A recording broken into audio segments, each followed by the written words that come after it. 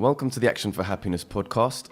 I'm your host, Guy, and this week we speak with Mark Williamson, who dives into the background behind the Action for Happiness charity and his journey on becoming its director. So I got this real urge at that stage now, more than 10 years ago now, to do something more useful and meaningful. And that led me down a path towards another passion of mine, climate change and sustainability. But all the time feel that there was this hunger for this question of what really matters. Happiness matters, and that we can live in a way that contributes to a better world. Yeah. Action for Happiness is a movement of people committed to building a happier and more caring society. Visit actionforhappiness.org for more details. All right, well, thank you very much for coming down to It's a pleasure. the studios. I'm just so excited about what you got here. It's fantastic. Well, one of the inspirations for Anh and I is, we talk about it often when we see you up on stage, when you introduce guests at the talks. It's like, wow, Mark always brings it every time. There's a skill of like presenting in front of people. How do you hold attention and at the same time that professionalism, I guess. So, and a lot of that comes from your corporate background, right?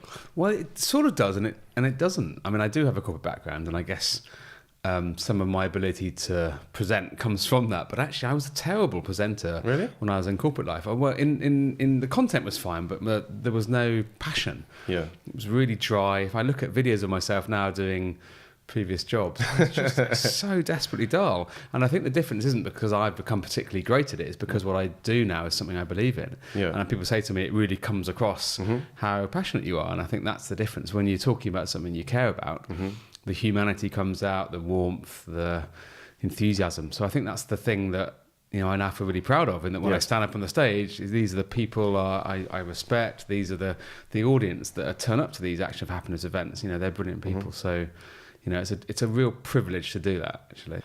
What was the journey? What was your path that led you to be director of Action for Happiness? As you mentioned,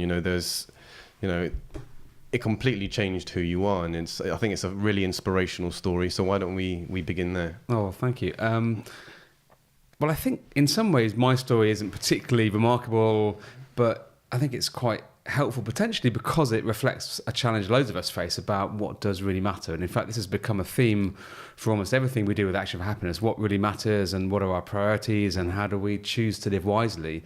And I think for a large part of my life and my career, I was very blessed and fortunate, but wasn't living very wisely. And in fact, wasn't really tuned into who I am and what matters to me, and indeed what I can do that contributes. So by background, I was a sort of scientist engineer kind of guy. I mean, I was relatively academic generally, but got into science and engineering and did a degree in electronics, and then ended up doing a PhD.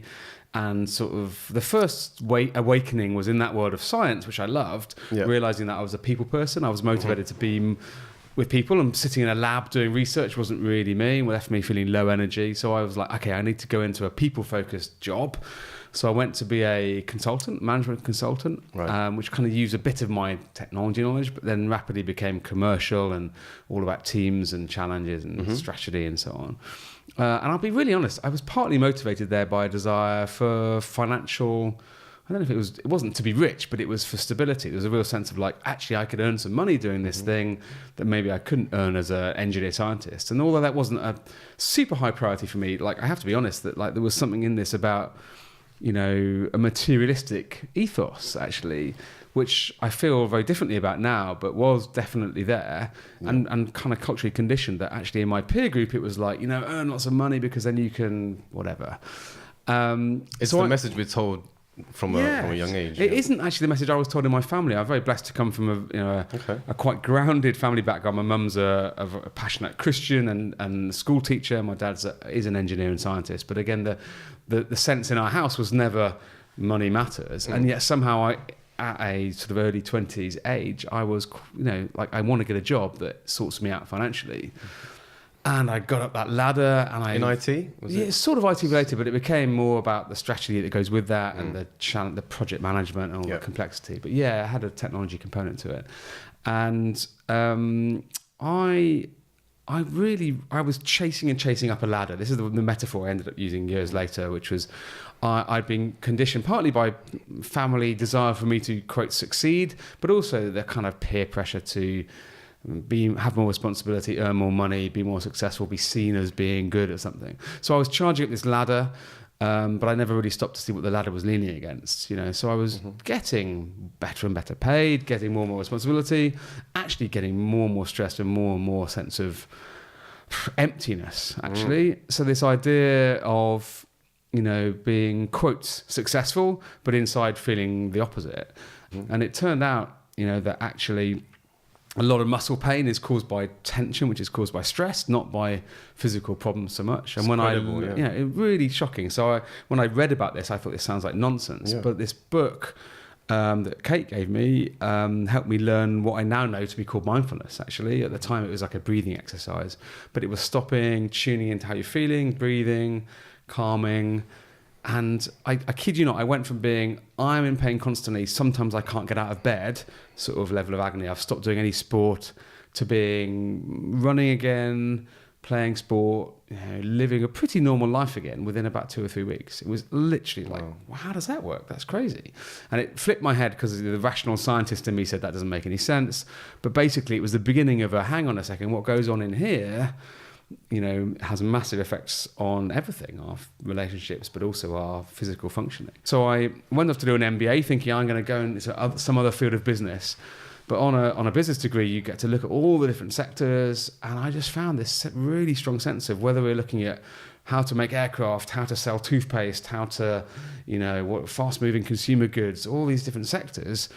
The overarching sense I got was like, I'm not motivated by any of that. I don't want to sell people stuff they don't really need. And the whole of business largely seems to be about selling people stuff that isn't really meaningful. So I got this real urge at that stage now, more than 10 years ago now, to do something more useful and meaningful. And that led me down a path towards another passion of mine, climate change and sustainability. Spent a while working in that area, but all the time feel that there was this hunger for this question of what really matters.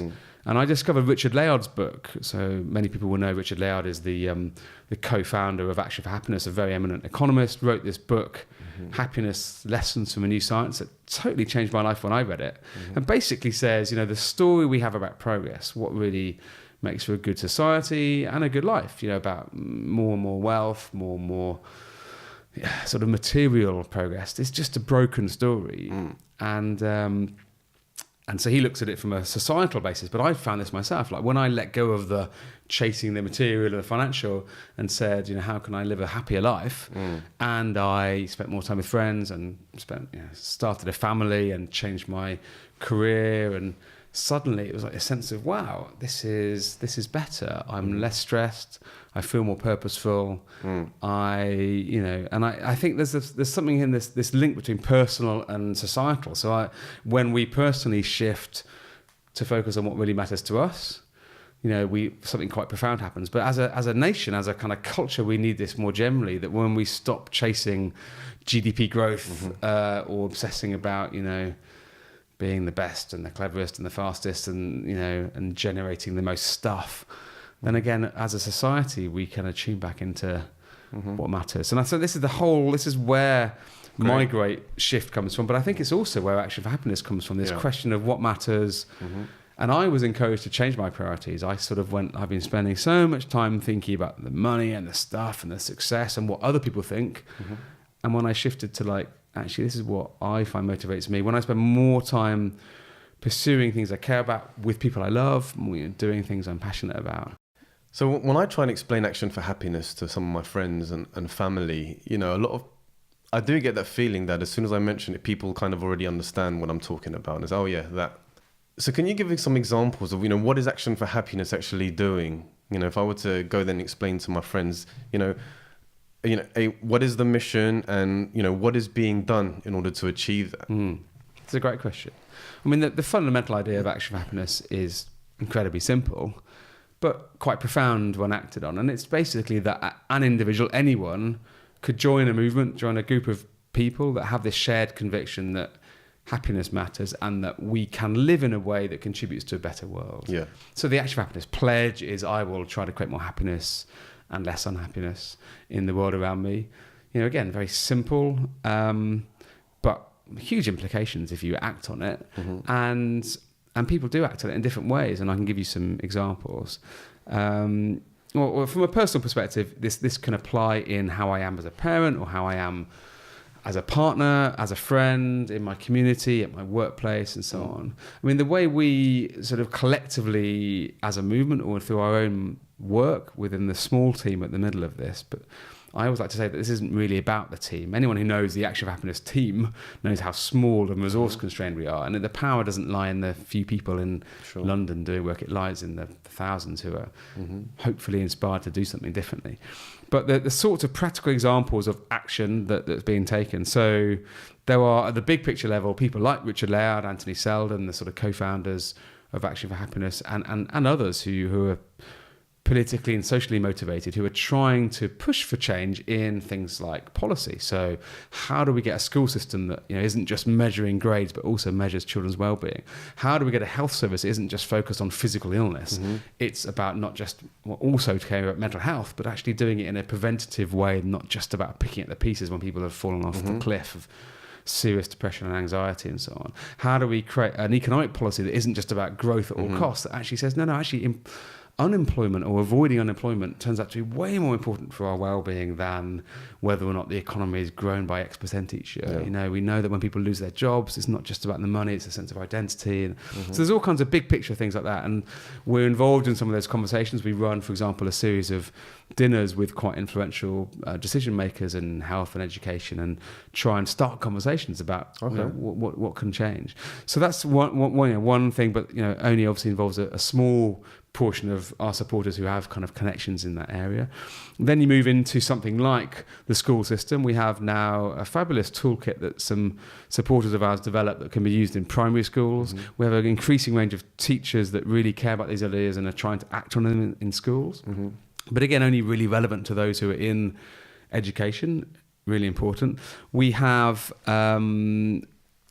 done quite a lot of work in workplaces, from major corporates, even sort of investment banks and law firms, down through public sector bodies, through to small, tiny charities. And I never really expected that would be part of our work with Action for Happiness. And it is for two reasons. One is there's just been a big demand for it. Almost without us looking for it, people come to us and say, we've got unhappy workplace, can you help us? You know, or we may have engaged employees, or but actually people are not motivated, they're not happy, there's something about our culture, can you help? So we've run workplaces and sort of events and training and workshops and other things, and the other reason we do that is that provides some income to support our charitable work, because running these kind of things, even with a tiny team, it's really hard to raise funds. The conventional charitable funders don't get this in the way that you might imagine they would. So to be able to generate your own source of sort of financial stability is helpful. So that's another thing that's been happening. So actually, it's been really great to see business leaders saying, I don't just want to improve the bottom line, I want to help create a more connected, happier, more trusting workplace. We've seen parents wanting to use materials with their kids. We've seen people who run voluntary community organisations saying, how can I use, for example, the 10 keys to happier living? How can I take that into the community groups that I run? How can I use that in my organisation? And of course, there's that 10 keys to happier living book and framework that are used all around the world now, actually, and being translated and used in different cultures. I was actually in Dubai and I saw that on the shelf in the Virgin that's bookstore. Brilliant. Yeah, I mean, I love how this. The next example I was going to give was with our local groups, and how the small group, and in particular Stan Rosenthal, who's founded our Brighton group, that's now grown to become a huge group in Brighton, was where the first Happy Cafe came about. And so another example of someone saying, I can do something locally, let's take a cafe and make it more than just a place where you buy a drink. It's got a sense of community, and it promotes the idea behind the movement. The reason you just made me think of it was talking about going abroad and seeing it. Richard Layard was he had a phone call from a friend who was in where were they, Malaysia or somewhere, and his friend said, I've just walked into this town and there's an Action for Happiness cafe that's just like I've just bought my drink from, and they've got like your materials. And Richard didn't even know this was there, but it's the other side of the world and someone's doing this. But the most important answer to your original question, which is what are people doing, is the individual volunteers that are stepping forward to make something happen locally. Yeah.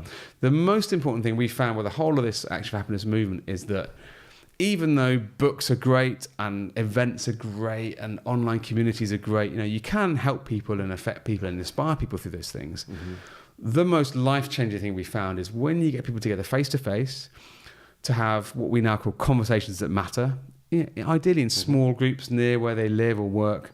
That is the thing that can really change lives. It's also the thing we've let go of most in modern culture. We've got the Facebook generation, we've got the digitization, we've got the isolation. Mobile phones. So many things that undermine our connectedness. And when you get back to this idea of talking together face to face, then that's what changes life. So what's been it's where so the magic exciting, happens, I believe you once said. There is no magic solution. But I like that term. But it is. Right? There's a human magic, I think. There's a sort of sense of like, it's almost. I sometimes think of it as, well, the feeling I got when I first ran one of these courses. We have this 8-week course, and when I've been on them, is a feeling like it's a bit like being in a soap opera where it's real, you're in it, and it's not trivial. It's real important stuff. It's a sort of sense of purposeful, very emotionally engaging sort of real life drama. But it's not through the lens of group therapy or kind of bearing your soul. But what we do in these course sessions is people talk about what matters to them, what makes for their relationships good, what helps them find meaning at work, what helps them cope when they're struggling, but in a room of people who trust each other and have got a friendly environment. And it's not like going on a course where you're taught all the answers. The whole spirit of it is like, let's work out the answer together. Yeah. But people consistently write to us when they've been in one of the courses and say, that's changed my life. And I know you and Anne ran one of these courses in London. I mean, we're so grateful to you and so many other volunteers who've done this, because people give their time to do this on a free basis. And I think I'd love to hear your experiences, but people say to us they find it really rewarding to do that. Yeah. But, I cannot tell you how many people write to us and say, I went on one of these courses and it's really shifted my life. I've healed my relationship. I feel more purposeful. I've changed my job. I'm coping better with stress. I lost my mum recently I'm finding ways to cope with it. Really moving stuff. Yeah. So, And I think it's important for our listeners to know that, if you go to the Action for Happiness website, which speaks all about the course, but there's actually you can either choose to facilitate it or attend one. Yeah. And I think, because Anne and I facilitated it, so we're not trying to teach anyone anything, but it's, we help, because the course material and the videos and everything is there, but, just provide that space in which the conversations can be had. And that's exactly the right way to think about it. This is not when people step forward, they're not stepping forward to be a teacher or an expert. Sure, yeah. As you said, it's about starting a conversation. Yeah, providing that space, facilitating that space. To connect. And sometimes we find that when people want to run the course and they are experts, they've done a positive psychology masters, or they are a trained, expert in some related field, that in some ways that almost might become a barrier, because they then feel a responsibility to sort of impart knowledge. And actually the lovely thing is when someone steps forward as a well-meaning volunteer, they say at the beginning of this course, I'm not here to tell you the answers, I'm here because I care about this and I want to give my time, but we are all human beings and we're going to go on this journey together. And that's the beauty of how it was set up. Yeah. Right.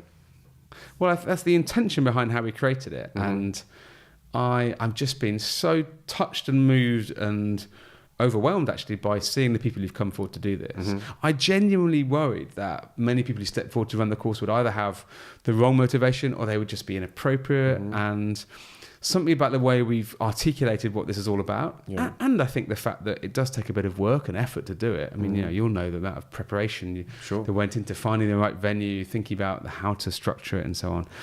But almost without exception, the people who've put themselves forward have just been wonderful people. And this is the key now, I think, to this movement, that in fact it isn't really about, it's not about the organisation at the centre, or indeed about all the millions of people we'd love to reach. I think the most powerful element is these brilliant volunteers who say, I want to take action to help make this world a better place. Yeah. Partly because I know that will make me happier, but also because I genuinely care. And I think these people are fantastic. You're listening to the Action for Happiness podcast.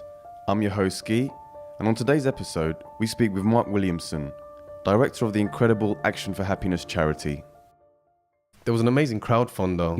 I can't remember what the financial amount that you tried to hit, but you guys hit it. We did, yeah. Was it We raised £100,000 on the Kickstarter platform? It was on Crowdfunder. On Crowdfunder, yeah. But just the fact that there was such a great response to that and achieved. So since that took place, and now that there's been so many courses that have been carried out, I guess what are the lessons that have been, what's the feedback from that? Has there been updating the course material? Perhaps you can share some of the learning lessons. Yeah, well, I think the most important learning, first of all, is that this face-to-face gathering is really, really powerful because of the feedback we get. And also, I'll say a bit about some of the analysis we've now done of the before and after impact. But I think this is the big challenge we face in modern society, that one of the most important things for our well-being, getting together face-to-face with other people and talking about the stuff that matters, is under threat. Actually, as we've let go of religion to some extent in modern society, we've let go of opportunities to connect in our communities. As we've moved to automated checkouts and buying online and staring at screens and doing online stuff, which brings amazing time-saving benefits and other things, we have walked away from many of these face-to-face opportunities. So now we're not solving all of those problems, but I think this is one example of getting people together locally, face-to-face. And so people say to us, for example, why haven't you got an online version of the course? And we may well introduce a slightly different online thing in future. But actually, the reason we don't do that is that there's this human connection. When you're in a room with someone, that's different to when you're on Snapchat or retweeting them or whatever it is. So I think that's number one lesson is face-to-face human connection is so important. The next learning, I think, is one that we're really proud of, which is about the potential impact of this. And we now have hundreds and hundreds of pairs of data of that people have filled in a survey before they start the course, even really know what it is, and then after they've been on the course, which could be 2-3 months later. And we look at two things. We look at one, their own well-being, and two, perhaps even more importantly, their sort of outlook or their pro-social nature. And we see some really quite substantial increases in their own well-being. So their life satisfaction, their mental well-being scores, they go up really substantially. And to the point that, so I should caveat this by saying that this particular data we've got sort of 800 pairs of data that was not done in a full randomized control trial with a control group and so on. But the scale of change that we see is like more than 1 point on the 10-point scale of life satisfaction. That is bigger than the data would show that you see, for example, when someone gets married, you see a big increase in their well-being, or when someone's in a positive relationship. But the course seems to have a bigger impact than that. And when someone becomes unemployed, they get a big negative jump in their well-being. Or when someone loses a loved one, like a spouse, big negative fall in well-being. In all cases, the change in well-being we see ongoing in the course seems to be bigger than these major life events, like losing a job, losing a loved one, or going into a loving relationship. So now there's a big question like, does that last? But I mean, the scale of effect here is really quite substantial from something that's a relatively small intervention. But even more excitingly, what we find is that people become kinder and more trusting. And of course, our great passion with Action for Happiness isn't just to make individuals feel better themselves, it's to say, how do we shift culture? So people come out of the course with data that shows that they are more compassionate towards others. They're more likely to sort of stop and help someone in need or be proactively, kind. And they're also more likely to be trusting of others. And this is the other big passion of mine and indeed of Richard Layard and so many others, which is that we've broken trust in modern society. And, when you mentioned the negativity in the media earlier and the sort of sense of the world all going awry, it isn't really true that things are all getting worse. It's just the pervading sense we get.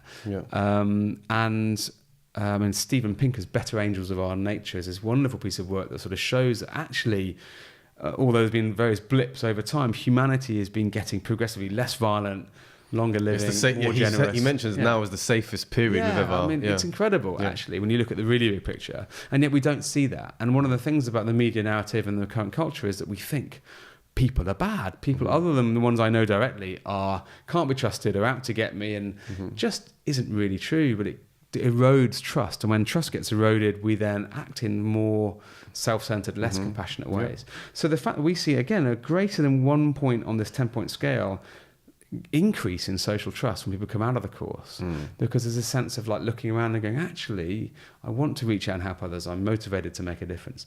I think restoring trust could be one of the most important challenges for modern culture. So we're making our own small contribution there. So that's another thing I think we've learned. And for those who are scientists among the listeners, we are also now doing a proper randomized control trial study of the course, which will look at this with a slightly more scientific rigor. And it even includes measuring biomarkers, where you take saliva samples from people and you look at their levels of cortisol to see how stressed they are. You look at levels of various, what they call inflammatory and anti-inflammatory markers that sort of give a sense of the stress response and the immunity response to sort of physical health functioning.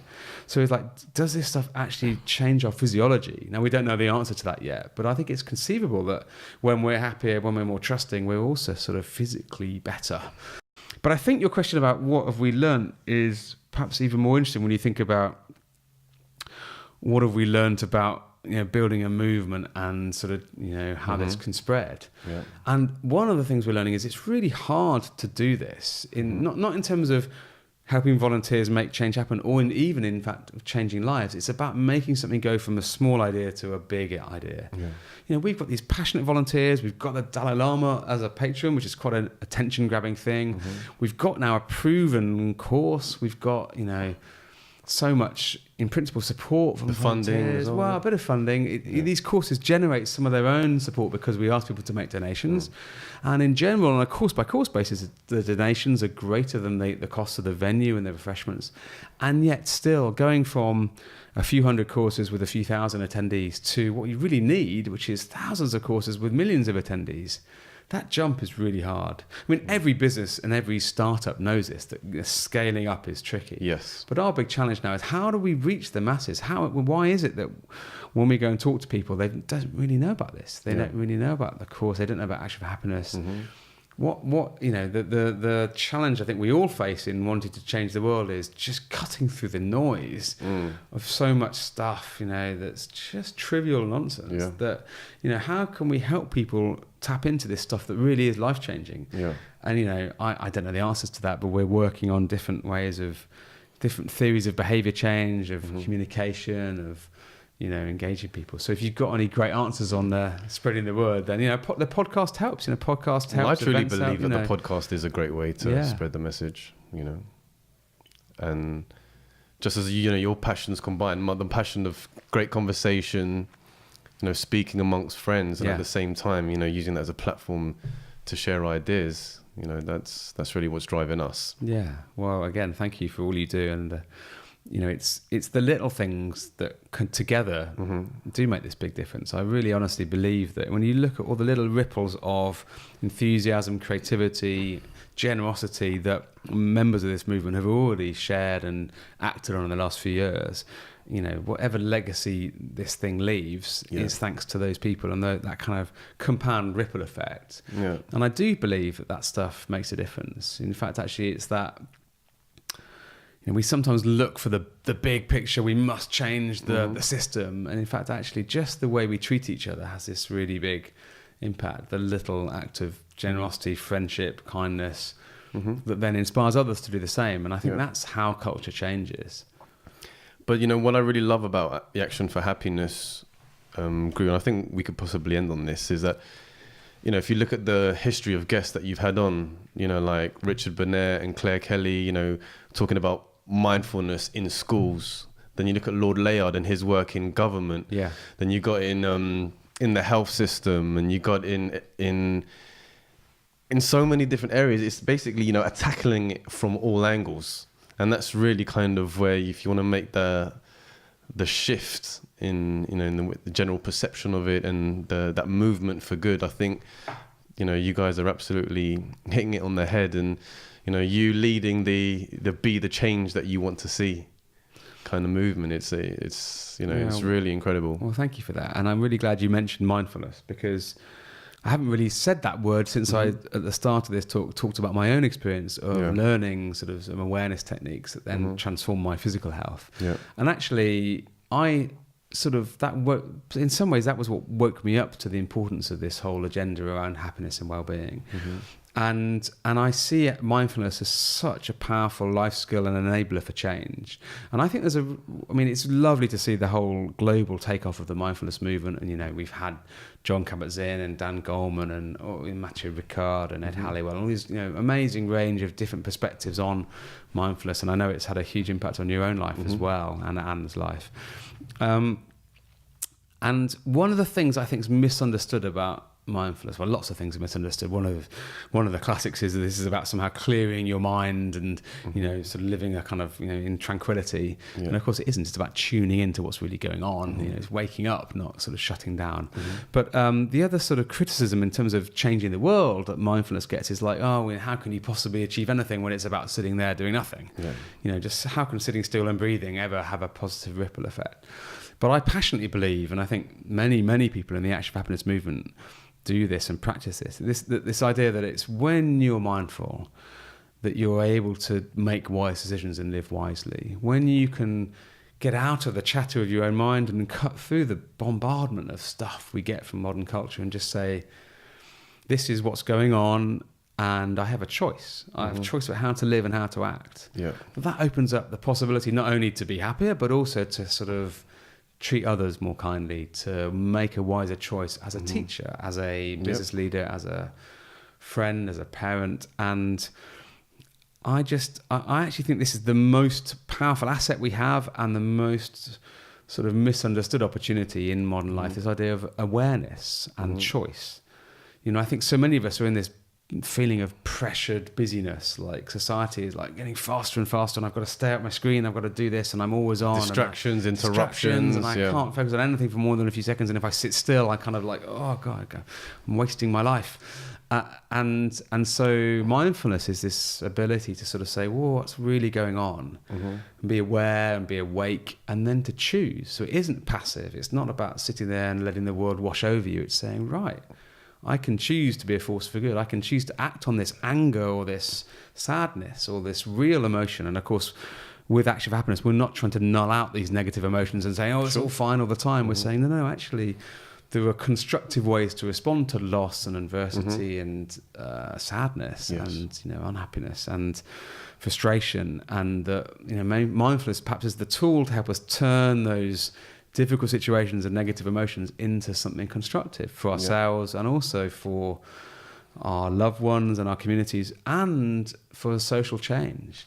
And, you know, much as I'm frustrated by some of the lurch towards fear of the other we've seen in recent, you know, EU referendum votes in the UK and, you know, US politics and various trends around the world, you know, that sense of fear of the other is unhelpful. I also think there's the response to it from what you might call the informed or more moderate progressive classes sometimes is a little bit demoralizing as well, because it's very much like, oh my goodness, Will, you know, the world's gone wrong and these people are dumb or stupid. Or actually, no, this is an opportunity to wake up, you know, and what we need all of us to do right now is to wake up to what really matters and to live wisely and consciously. And I think that when we do that, we'll get out of this fear and we'll get more of this trust and we will create a happier world. And so thank you for your part in that. And I hope people listening, you know, feel part of that community, because this is nothing without the shared sense of purpose. And, you know, I mean, I spend my life on this, but it's not about an individual or even this brilliant team of people that help us, you know, in London and around the world. It's about this overall community of, you know, like-minded people, and I think we really can make something better. And it's actionforhappiness.org. Our listeners can go there. You find out all the information about the courses, about the podcasts, about also there's the YouTube channel, which has, you know, a whole host of all the speakers that have come on to name: Daniel Goleman, John Kabat-Zinn, Ruby Wax, the Dalai Lama, you know, a whole host of these amazing guests. And there's also a Twitter page, right, that they can go and show their support to. Sure. Yeah, I mean, search for Action Happiness on Twitter. There's Action for Happiness on Facebook. the website, as you say. You search for Action for Happiness generally on any of the major platforms, and you'll find some content, and you'll find some great engagement and community and like-minded people. And again, one of the lovely things on social media is just seeing how, in a world where often in social media you see such vile sort of negativity and sort of aggression, that in our community what I see generally is people who sort of want to help each other and inspire each other and connect. And I think that we often notice the problems in, for example, in social media and culture more generally. And I'm just always inspired to see how many people are out there with a different ethos, and with one that is supportive and constructive. And so get involved if you haven't already. All right, Mark, thank you very much for coming down. It's and a pleasure. We got to do this again in the let's near do it again. future. And what you've created with the podcast, what you've shown with your own commitment to this cause, and what you've done, this lovely space you've created here, and the people you're now bringing here. So it's wonderful, and thank you. All right then, that's a wrap. Thank you very much. Cheers. And remember, if you'd like to help create a happier and kinder world, then please get involved with Action for Happiness. You can join thousands of others who are helping to spread a bit more happiness in their homes, workplaces, schools and local communities. Find out more at actionforhappiness.org. Join the movement, be the change.